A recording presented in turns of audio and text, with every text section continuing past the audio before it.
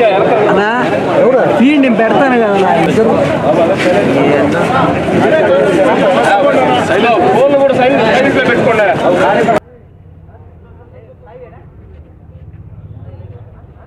ఈరోజు రాష్ట్ర వ్యాప్తంగా జరుగుతున్న అనేక సంఘటనలు అధికారం చేతిలో ఉందని ఇష్టారాజ్యంగా వ్యవహరిస్తున్నటువంటి తీరు ప్రజాస్వామ్యానికే తూట్లు పొడిచే విధంగా ఉంది.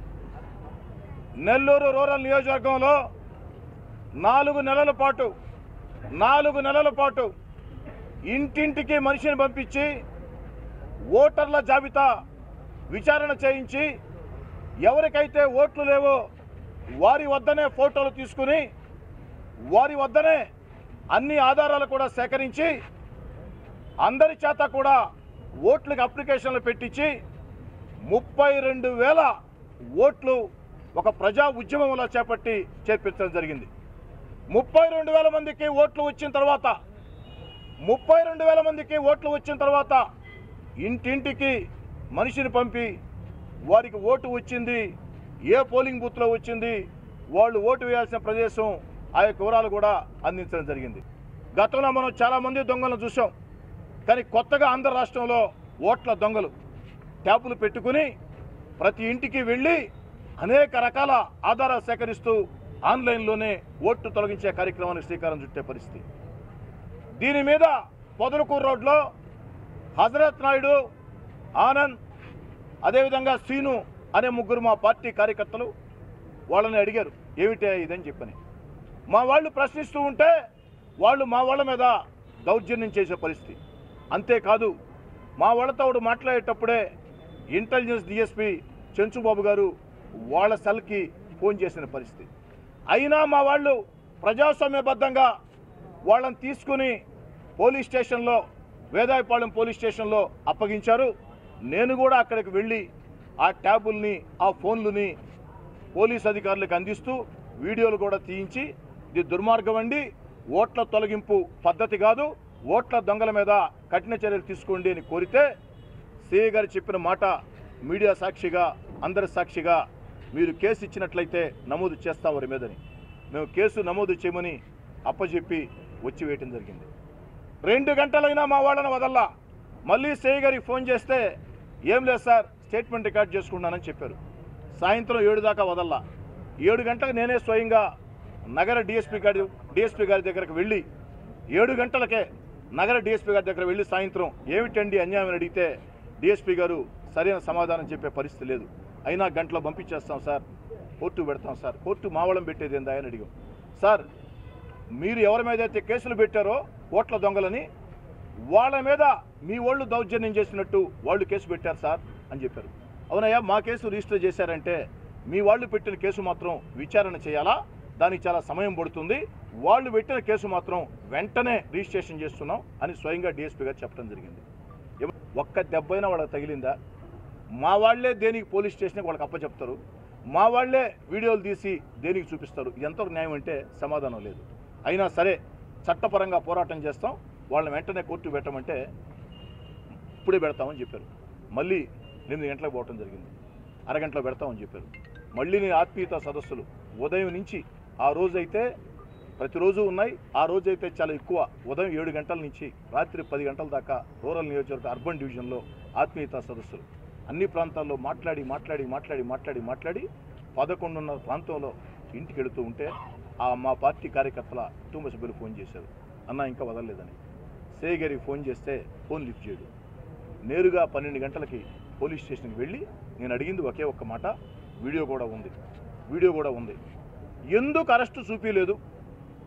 మీరు అరెస్టు చేసిన ముగ్గురులో ఒక దళిత నాయకుడు కూడా ఉన్నాడు, మీరు ఎందుకు అరెస్టు చూపించలేదు? అరెస్టు చూపించకుండా పోలీస్ స్టేషన్లో అక్రమ నిర్బంధం, ఇది చట్ట వ్యతిరేకం, ఒక శాసనసభ్యుడిగా ప్రశ్నిస్తున్నా. అప్పుడు నేను గట్టిగా పట్టుబట్టిన తర్వాత మీ డీజీ గారు వచ్చినా, మీ ఎస్పీ గారు వచ్చినా ఇక్కడి నుంచి నేను కదిలే పనే లేదు, గాంధీగిరి పద్ధతుల్లో ఇక్కడే కూర్చుంటా, మా వాళ్ళని కోర్టుకు పెట్టిన దాకా నేను ఇక్కడే ఉంటా అని ఇంటి వద్ద నుంచి చాప దిండు కూడా తెప్పించుకోవడం జరిగింది. అప్పుడు పోలీస్ అధికారులు హాస్పిటల్కి పెట్టి రాత్రి 1 గంట ప్రాంతంలో ఉదయం 5 గంటలకి మేజిస్ట్రేట్ ఇంటి వద్ద పెట్టడం జరిగింది. నిజంగా నువ్వు చట్టబద్ధంగా పనిచేసే వ్యక్తి అయితే 5 టౌన్ సిఐ నరసింహారావు గారు, మీరు చట్టబద్ధంగా పనిచేసి ఉంటే ఫస్ట్ కంప్లైంట్ ఇచ్చింది మేము, మీరు కేసు రిజిస్టర్ చేయాలి. ఆ కేసు రిజిస్టర్ చేయకుండా ఎవరైతే ఓట్ల దొంగలను పట్టించారో, ఎవరైతే ప్రజల పక్షాన పోరాటం చేస్తున్నారో వాళ్ళ మీద ఎదురు కేసులు పెట్టి, అది కూడా నాన్ విల్బుల్ కేసులు పెట్టి ఈరోజు జిల్లా జైల్లో వాళ్ళని పెట్టారు. పోలీస్ స్టేషన్కి వచ్చి ఎమ్మెల్యే కోటమిరెడ్డి శ్రీధర్రెడ్డి దౌర్జన్యం చేశాడు, ఆయన్ని కూడా అరెస్ట్ చేయాలా? నేను అడుగుతున్నా, పోలీస్ స్టేషన్కి వచ్చి ఓ ఎమ్మెల్యే దౌర్జన్యం చేస్తే ఆ పోలీస్ స్టేషన్ నుంచి ఆ ఎమ్మెల్యే కానీ ఆ పార్టీ నాయకులు కానీ బయటకు రాగలుగుతారా? ఒక సిఐ, 3 ఎస్ఐలు, అనేక మంది మెన్ అక్కడ ఉంది. దాదాపు 3 గంటల పాటు రాత్రి 12 నుంచి 3 వరకు నేను పోలీస్ స్టేషన్లోనే ఉన్నా.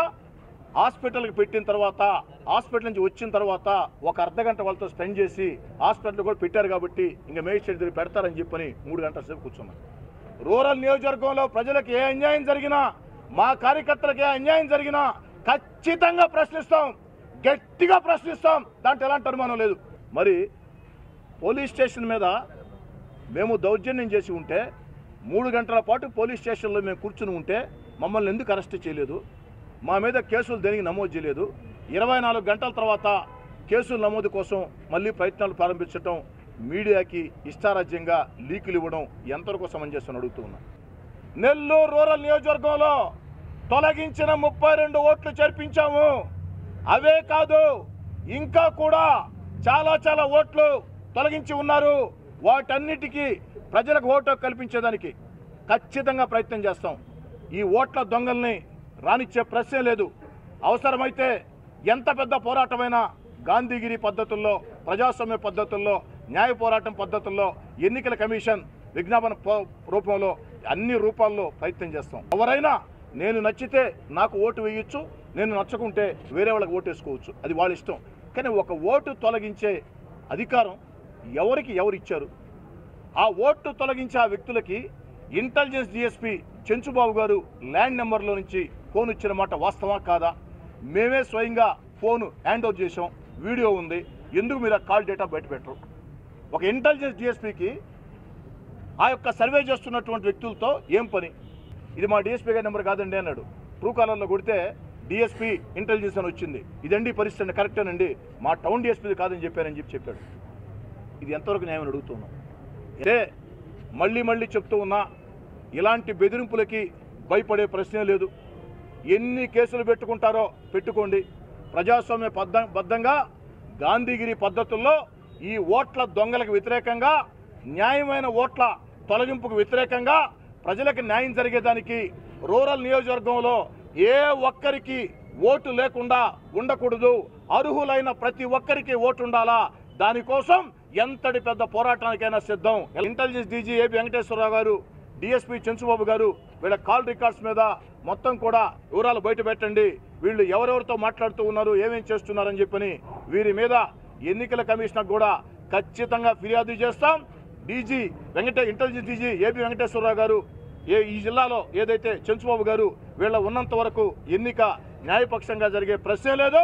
ప్రజాస్వామ్యబద్ధంగా వీళ్ళకి వ్యతిరేకంగా పోరాటం సాగిస్తాం అనైతిక పద్ధతులకు అని చెప్తూ, మీరు ఎన్ని కేసులు పెట్టుకున్నా ప్రజల పక్షాన పోరాటం చేసేదానికి సిద్ధంగా ఉన్నా, మీ కేసులకు భయపడి పోరాటాలు ఆపేది లేదు. మీ కేసులకు భయపడి ఇష్టారాజ్యంగా ఓట్లు తొలగిస్తూ ఉంటే ఊరుకునే ప్రశ్నే లేదు. ఖచ్చితంగా ప్రతి ఒక్కరికి ఓటు హక్కు కల్పించేదానికి ఎంత పెద్ద పోరాటానికైనా నేను సిద్ధంగా ఉన్నాను.